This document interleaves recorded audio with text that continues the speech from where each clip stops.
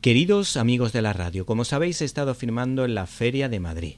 Así que no puedes perderte mi libro La fe, la ética y los valores de los superhéroes. El libro ideal para dar la batalla cultural con una sonrisa. Finalmente, aprovechamos estos segundos para recordarles que necesitamos los votos de todos los oyentes de Directo a las Estrellas para que nos voten en la plataforma de iVoox, que voten a nuestro canal Cine y Libertad, ese canal en el que se habla de cine y de cultura y se da la batalla cultural, así que no se olviden de votarnos en el canal de iVoox para los premios de la audiencia. No se olviden, por tanto, de Cine y Libertad. Fundación Edelvives patrocina este espacio cultural. Nuestro invitado de esta semana es filólogo, escritor, locutor, columnista, crítico cultural y ahora colaborador del icónico programa de Iker Jiménez Cuarto Milenio. En esta ocasión es el coordinador del libro El tercer hombre de Silex Ediciones. Aunque alguno lo confunde con Harry Lime, no se trata de Harry Lime sino de Arranz, David Felipe Arranz. Buenas tardes. Buenas tardes, don Víctor Alvarado. Bueno, para romper un poquillo el hielo, ¿cómo está siendo esa experiencia de colaboración con Iker Jiménez y en qué consiste tu labor? Pues hemos abierto la vía cinematográfica, que como tú bien sabes, mi querido amigo, es parte de mi existencia, yo diría que una parte esencial, y hemos descubierto un mundo para Cuarto Milenio que no se había visitado con anterioridad, así que espero que produzca más cosas. Ahora vamos a intentar hacer alguna percha de actualidad, siempre con el anclaje del cine, pero ya sabes que en Cuarto Milenio pues también mandan mucho otros temas. Pero bueno, el cine está ahí, siempre sobrevolándolo todo.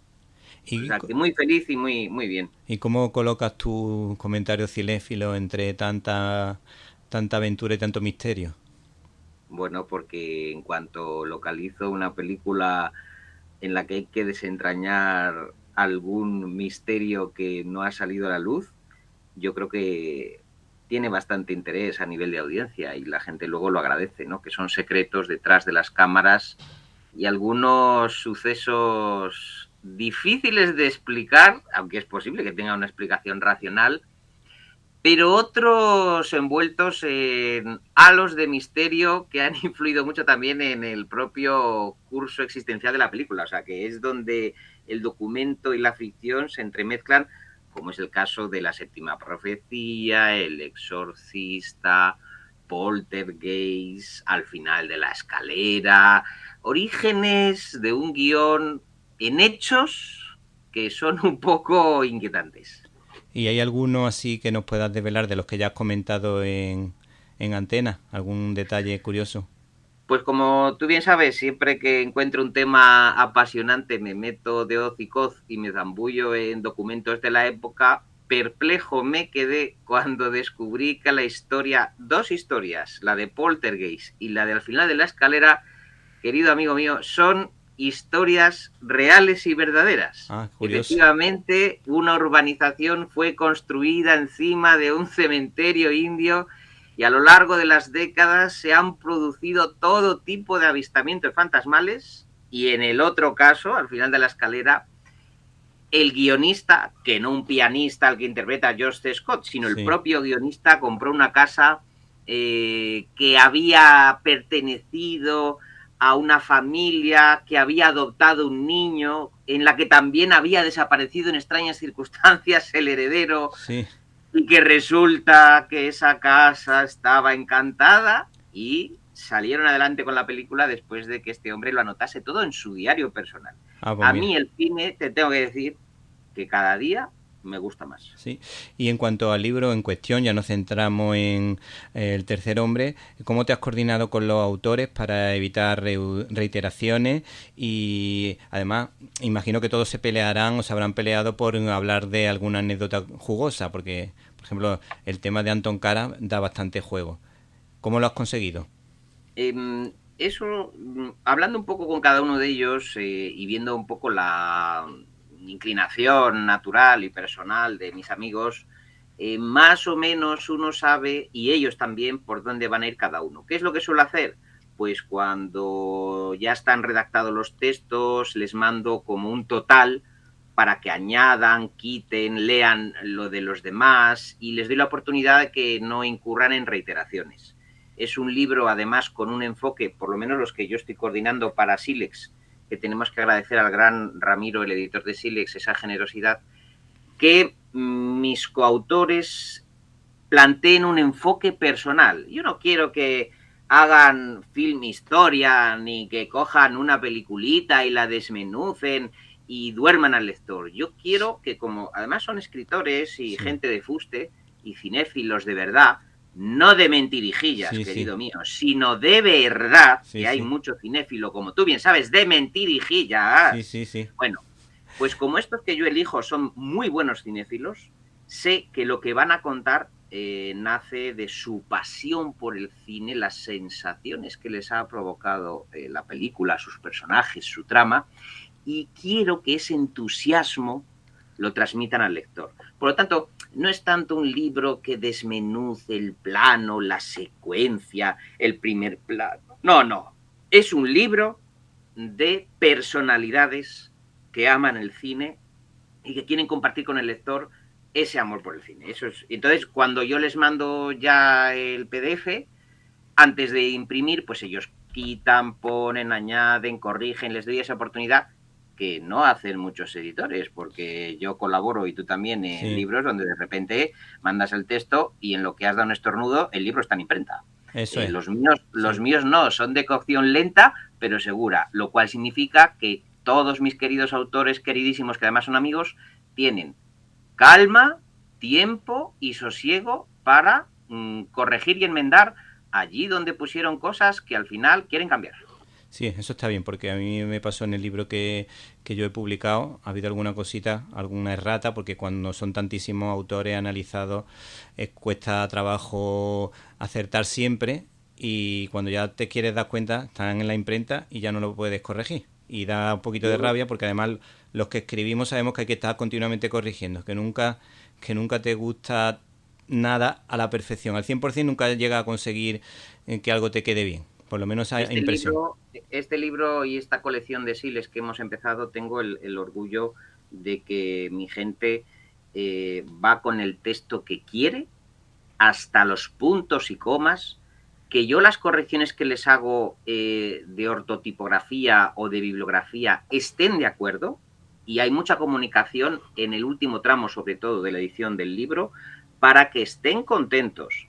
Y es orgullo para mí que estos libros de Silex salgan sin erratas. Eso significa que lo he leído yo 3 veces, que lo han leído ellos otras 3, que han leído lo de los compañeros, que han leído todo, y es que el libro sale pues como horneado, como el buen pan castellano, el pan candeal. Sí, yo he disfrutado mucho con Rafael Gordon, que a mí siempre me encanta. Es verdad que Rafael Gordon se ha centrado más bien en las anécdotas, las curiosidades y todo eso, y he disfrutado muchísimo. Además, el otro día te comentaba que me hizo cantar Jesucristo Superstar en su programa con Antonio Peláez de Radio Cine, y la verdad que nos lo pasamos muy bien, porque es una persona con la que se puede debatir. A veces sale el tema del cine, a veces se desvía el tema del cine, otra vez vuelve el tema del cine, y la verdad que las veces que me he encontrado con él ha sido una experiencia muy divertida. Y además que yo creo que las últimas 5 o 6 películas que ha hecho me han mandado DVD de todas ellas, o sea que las he visto en casa tranquilamente, porque a veces no es fácil acceder al cine de Rafael Gordon, independientemente de que sea bueno, porque tiene la de Teresa o la de Isabel la Católica, son 2 películas que están realmente bien.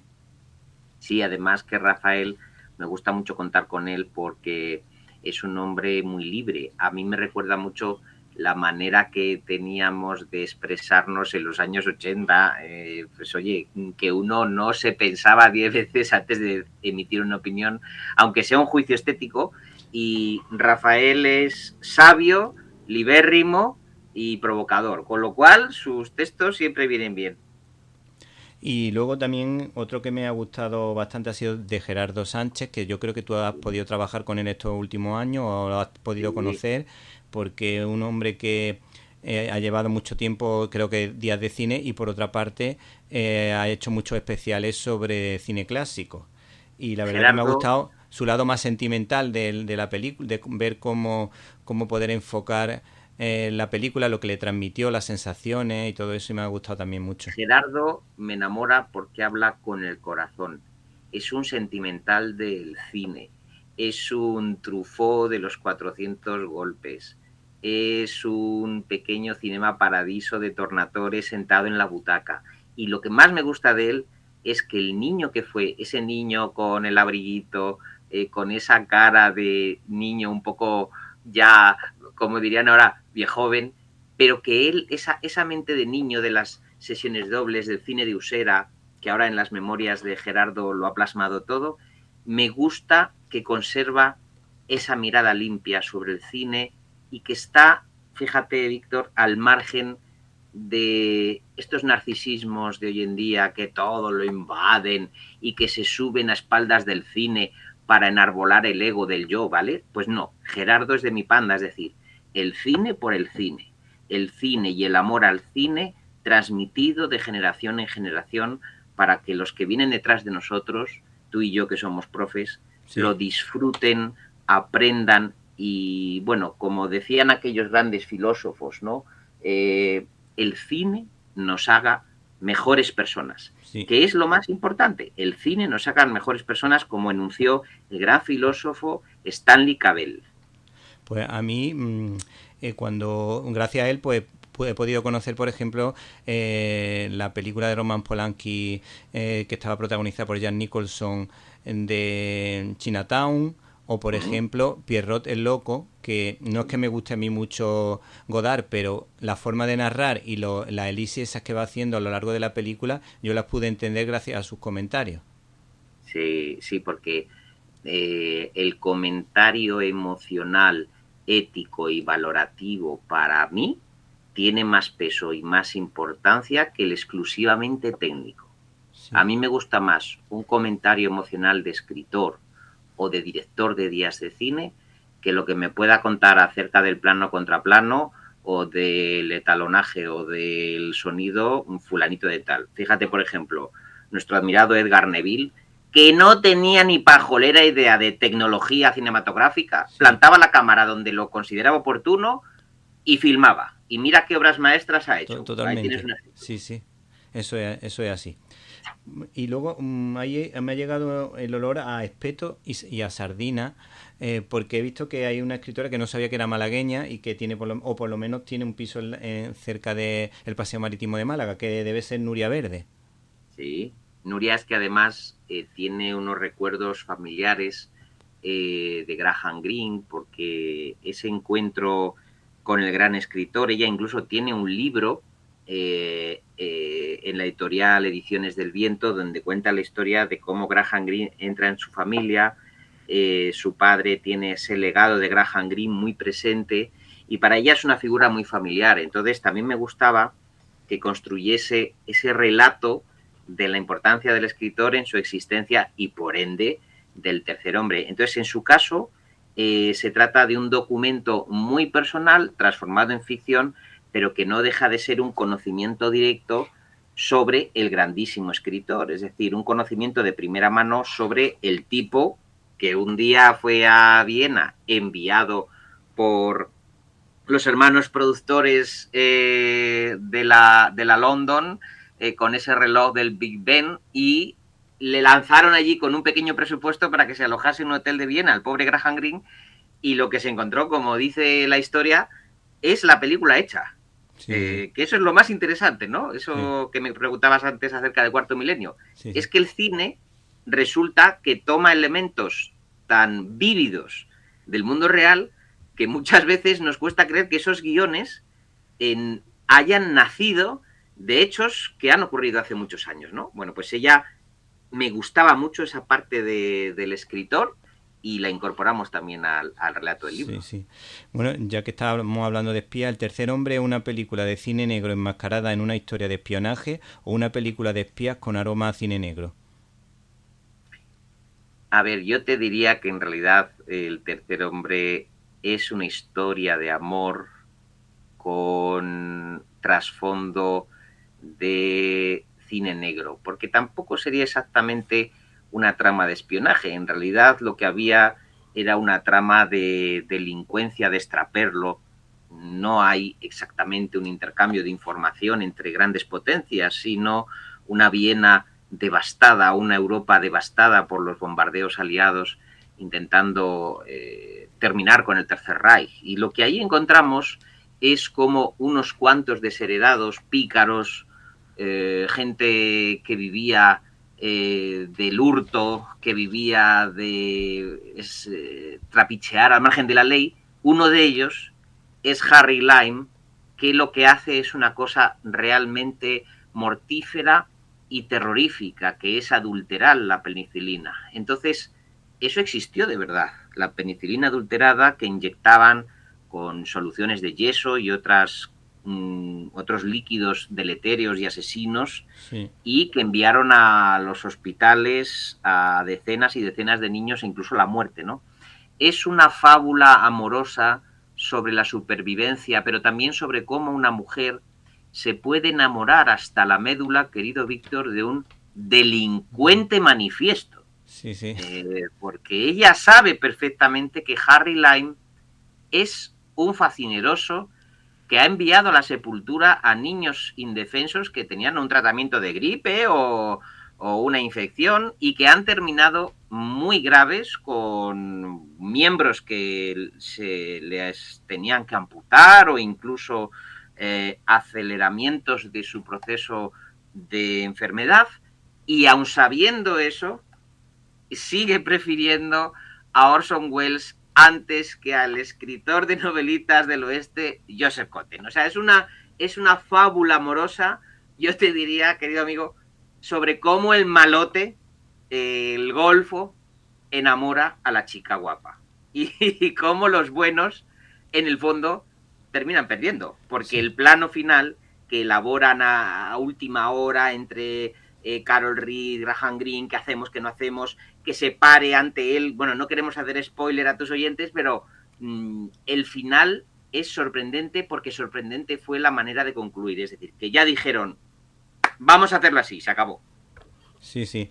La verdad que lo comentaba una psicóloga hace un par de años en un programa de radio, que es que a las chicas algunas veces les gustan los malotes y en este caso pues se confirma esa teoría. Sí. Luego, bueno, las novelas de Graham Greene pues siempre tienen un toque moral personal por su catolicismo, por su ambigüedad, porque a lo mejor él intentaba ser coherente pero su mente y su instinto le iba por otro lado. Normalmente son novelas que te hacen pensar mucho. Yo me acuerdo del Revés de la trama, que la editó hace unos años el libro del asteroide. Entonces, sí, sí, para entender a Graham Greene en esta ocasión, ¿cuáles son las claves? Lo más importante es que el complejo de culpa que tiene Holly Martins, Holly, que es Joseph Cotten, es el alter ego de Graham Greene, también es escritor de novelitas baratas. Bueno, Graham Greene empezó a hacer también novelitas de kiosco, pequeñas colaboraciones en Hollywood de películas noir y sí, de pequeñas aventuras. Entonces, la proyección que hace el propio Graham Greene sobre el personaje de Holly Martins es un hombre que se siente no con demasiado talento, con muchos problemas de alcohol. Recuerda que también en la película se agarra una merluza descomunal, Joseph Cotten. De ese detalle no me acordaba yo. De ese detalle no me acordaba. Sí. Eso le pasa también a Graham Greene en la vida real. Y luego esas tensiones entre el deber, en este caso, entregar a la justicia siguiendo normas éticas a su gran amigo Harry Lime, o su pasión, su amistad. Es un debate que a lo largo de la vida de Graham Greene se produjo en muchas situaciones con muchos amigos, que sale también en Monseñor Don Quijote, esos diálogos que tienen en ese viaje a España que hizo Graham Greene, del que nos habla Nuria Verde. Sí. Eso también está presente en la película, es decir, el deber, que al final Holly Martins se decanta por esa opción, pero también la enorme simpatía, el enorme atractivo que sentía Graham Greene por los personajes, vamos a decir, pícaros, sí, por los golfos, por los desheredados, por los que actuaban mal. Y esa tentación del mal, cuando va al hotel de Viena Graham Greene y empieza a ir por los bares donde estaban los pilotos británicos y algunos soldados ingleses ahí hablando con la policía local, eso que le parecía algo inquietante se materializó cuando Graham Greene, que era curioso por naturaleza y que también sabía mucho de espionaje y había estado en contacto con los servicios secretos, consigue un permiso para bajar en persona a esas cloacas de Viena, sí, que sí. son casi iguales, querido amigo, que a mí me recordaban a las del Fantasma de la Ópera, en Sí. el Teatro de la Ópera de París, ¿te acuerdas? Sí, sí. A mí es que esa es una de las cosas que más siempre me ha llamado la atención de Orson Welles. Es verdad que tiene buenas películas, que es buen director, que no le podemos negar la cantidad de cosas que ha inventado de planos y contraplanos, como por ejemplo en Ciudadano Kane. Pero pero yo siempre lo considero mejor actor que director. A mí me gusta como actor, siempre me ha llamado muchísimo la atención y en esta película siempre me llama mucho la atención todas las escenas que estaban rodadas en los alcantarillados de Austria. Además, un país peculiar porque yo he leído varias cosas de este país, como por ejemplo los niños de la mantequilla que vinieron aquí a España, que fueron ayudados después de la Segunda Guerra Mundial porque venían desnutridos, pero es que luego por otra parte viene un documental súper interesante que a través del resto del Rosario, según se ha dicho, que a lo mejor yo creo que puede ser de fe, pero habrá gente que piense que es casualidad, pero es en la única ocasión en la que la Unión Soviética abandonó Austria y quitó todas sus tropas del país y lo liberó, porque yo siempre había considerado a Austria como país libre, o sea que pensaba que no había llegado la Unión Soviética a cazar el país, pero claro, cuando me enteré de esa historia, pues me quedó sorprendido. Yo creo que es una historia para llevarla al programa de Iker Jiménez. Pues seguramente, seguramente. Es decir, las cuestiones de fe, como tú bien sabes, muchas veces inciden en el rumbo de la historia y hay muchas historias de fe que tienen un protagonismo especial en la Segunda Guerra Mundial. El cine además se ha ocupado de ellas. Escarlata en Negro, acuérdate, con Gregory Gregory Peck Peck, y sí. Christopher Plummer, una maravillosa película, o Los clandestinos de Asís, También me donde acuerdo, sí. un coronel nazi, pero católico, consigue liberar al padre con aquellos judíos y sacarlos de Italia sanos y salvos. Todo eso, claro que sí que tiene incidencia la fe sobre las acciones humanitarias que han transcurrido en cualquier contexto bélico. Y la fe mueve montañas, salva vidas y convierte en aliados a enemigos irreconciliables. Y eso lo hemos visto a lo largo de la historia y ha ocurrido siempre. Y tengo la esperanza de que siga ocurriendo, a pesar de que tú sabes, querido amigo, que tenemos ahora dos frentes bélicos abiertos, bastante Complicado, sí, sí. terroríficos, muy complicados, pero cuando dos contendientes se unen por la fe, sinceramente, siempre hay una esperanza, mucho más que si no la tuvieran. Sí, sí. Y bueno, hablando de esperanza, que, vamos a ver cómo lo planteo.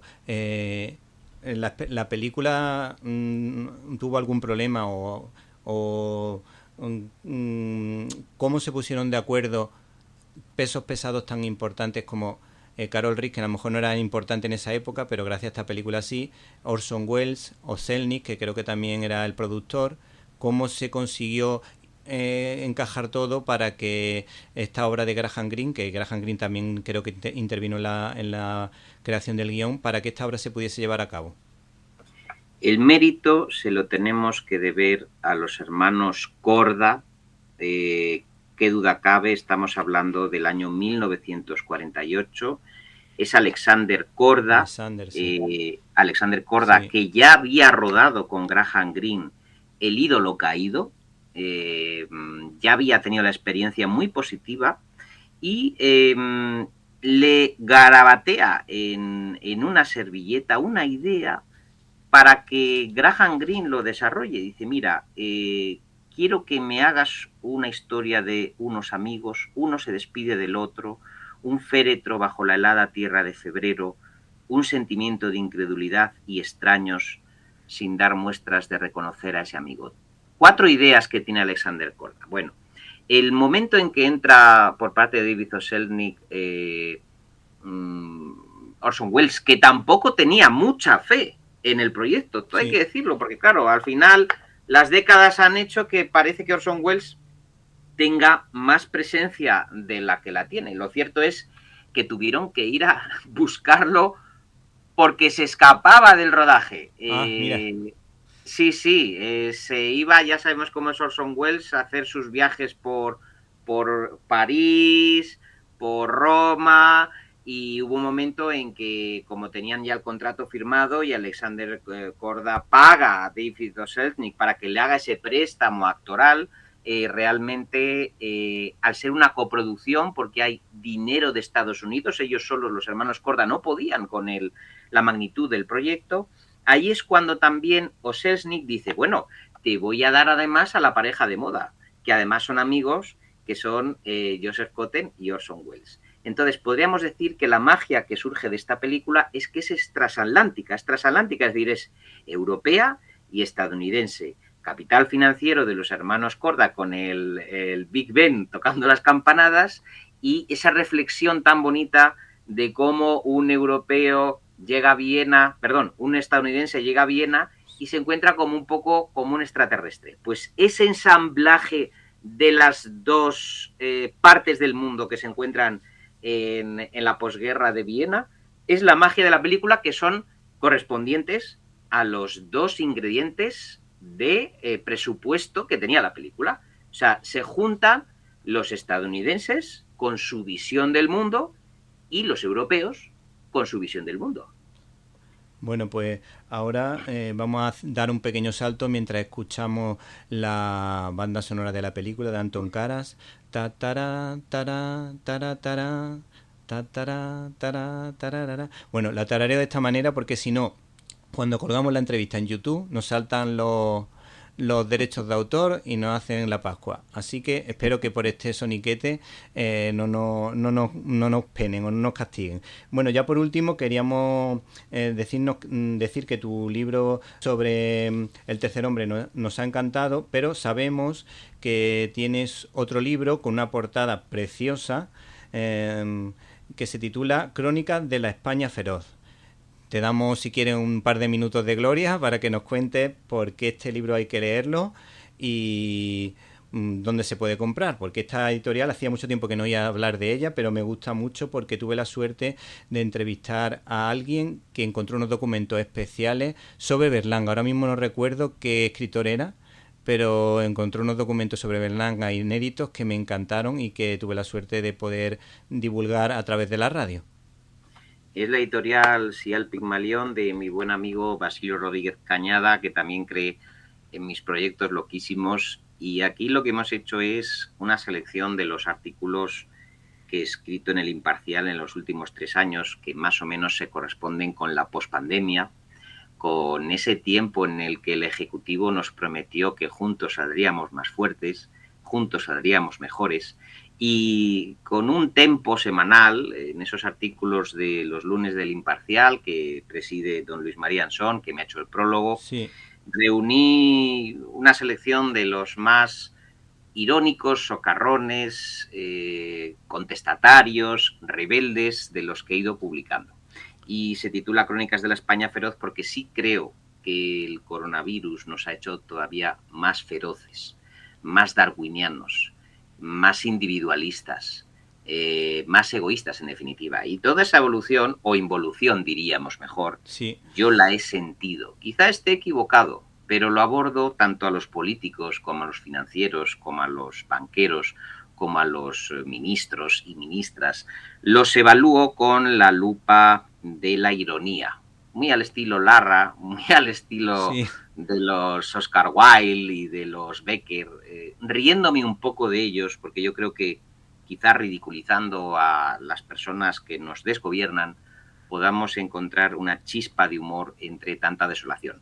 Es un recorrido para que no se olviden las cosas y para que veamos que para que seamos mejores, como decía el eslogan político, hay que trabajar muchísimo más de lo que lo estamos haciendo y cuidar de los demás mucho más de lo que lo estamos haciendo.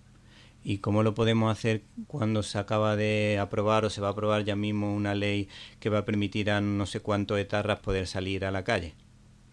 Pues te voy a decir, querido amigo, por ejemplo, cambiando una oposición para que no sea tan estúpida, ni tan vaga, ni tan haragana, ni tan dejada, porque los señores diputados que pagamos tú y yo con nuestro sueldo nuestro pequeño estipendio, Sí. pues pueden alcanzar en torno, con dietas y todo incluido, viajes y hoteles, unos 5.000 y hasta 6.000 euros mensuales, cosa que no está al alcance de cualquier español. Por lo Sí. tanto, yo afirmo que tiene que haber una oposición inteligente que ponga freno a tanto desatino. Tengo esa esperanza también.